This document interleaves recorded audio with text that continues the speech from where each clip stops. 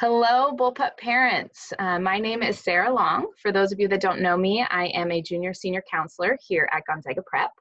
I speak on behalf of our entire counseling department when I say that we miss you.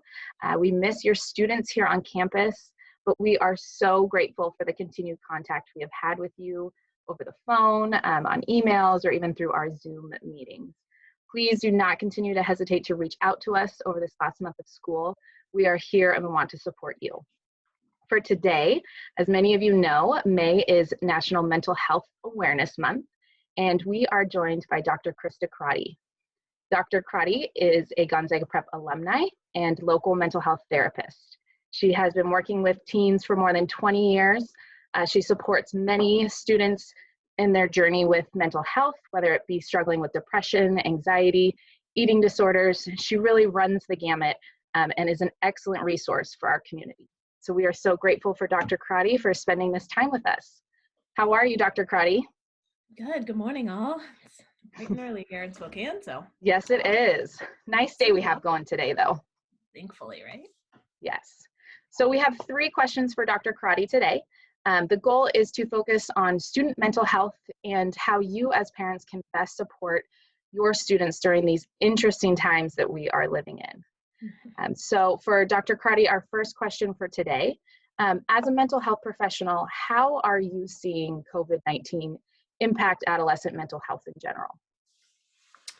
Yeah, that's such a great question. I think it's been an interesting journey, and I sort of say journey kind of looking at COVID as we're now since we really started to see the big shifts in our kind of culture and our state, globally, if you want to kind of take it even bigger than that. And each step, each week, if we were to even make it a little smaller, really has been different.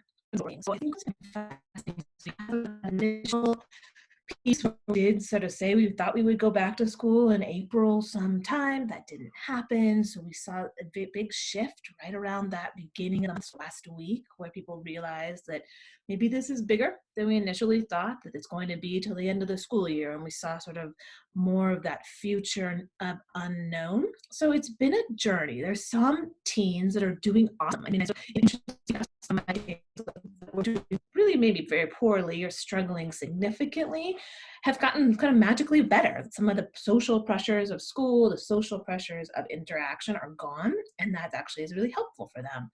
Others are the other side of that kids that weren't struggling, that were doing really well, all of a sudden are realizing they really need that natural competition of school or that social interaction to really have that rudder in life to move forward. So I think what's interesting with that seeing everything. And in some ways, if you think about you as an adult and all of the ups and downs that you're experiencing, we're seeing that with teens. Teens developmentally are just a little bit more expressive time in their life. And so we're going to see that maybe magnified on both sides of that spectrum, potentially. And then you'll see some kids that are just the same as they've always been, doing really well, finding new normals, new habits, maybe are more flexible in their personality typology. And so you see them kind of managing it really far better than you'd think they are. And they really are okay. It's okay that some kids are okay. So I think that's important to note as well.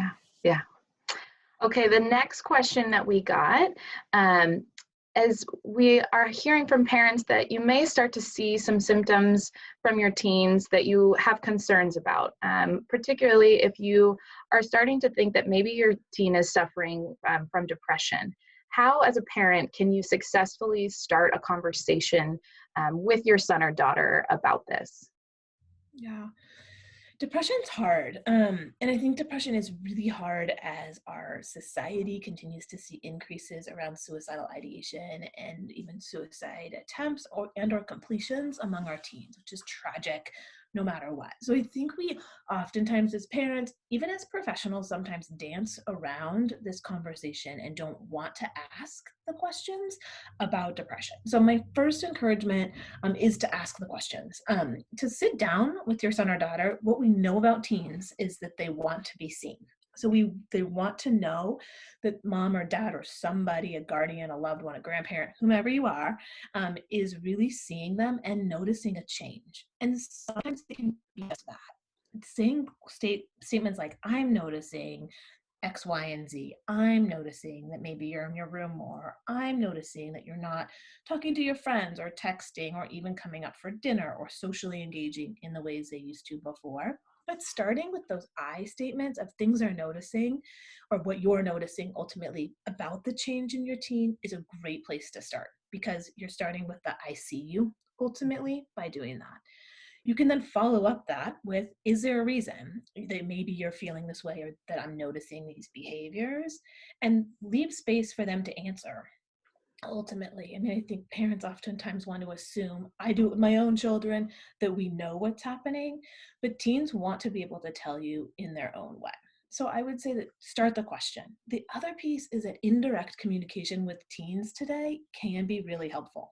So yes, it may feel weird to text your own son or daughter or shoot them an email, but it's not a bad idea. Some of those kids will say something through a different modality versus having to look at you, mom, dad, grandma, grandpa, whoever you are, and say, yeah, actually, I'm really struggling. So start the conversation if you have to, especially if you already text with your son or daughter or communicate electronically. That could be a secondary outlet. But I always say, start with trying to talk person to person and come out of that place of love to say, I'm worried, and this is why I'm worried. To say, tell them what you see, and then ask the questions.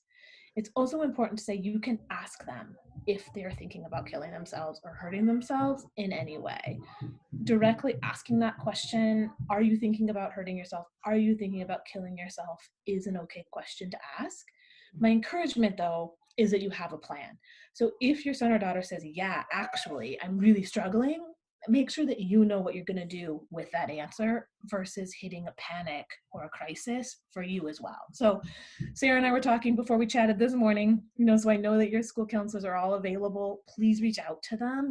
They, I know, want to be supportive to your prep community. So reach out to them. They have providers, much like myself, that they talk to, that they know are accepting new clients, are working with teens, so maybe have vetted and done some of that hard work for you. So use the resources you have, reach out to them, or even let your school counselors know that, hey, I think I'm going to talk to son or daughter about this, so that they can even support in maybe a more indirect way if needed as well. So a couple ideas for you. Yes, those are great. Okay, last one. And I think we were saying this is the $1 million question that many parents are having right now during isolation. Yeah. Any tips or tricks on how to get your teens out of the bedroom and engaged with your family? Yeah, it is $1 million question. So I'm feeling like Good Morning America if I can figure it out. I think it's super tricky. And if parents that have asked this question, the parents are like, oh my gosh, what's she gonna say? Well, I don't have a perfect answer. My first answer really is you can go to them. I think that sometimes we expect, because our younger children, I will own that I have younger children and I have one almost teen, that my younger kids are coming to me. They're coming with the card game. They're coming with the, hey mom, I want to play, or I want to do this, or will you come and do that? And our teens don't do that anymore. But it doesn't mean that we can't go to them. So open that bedroom door, go into their room. When's the last time you plunked yourself down on your son or daughter's floor and just said I'm just going to sit here and we're going to hang out. Bring a coloring book. Bring a game of Uno. It can be stupid and silly. Bring them their favorite ice cream and just sit there and eat it with them.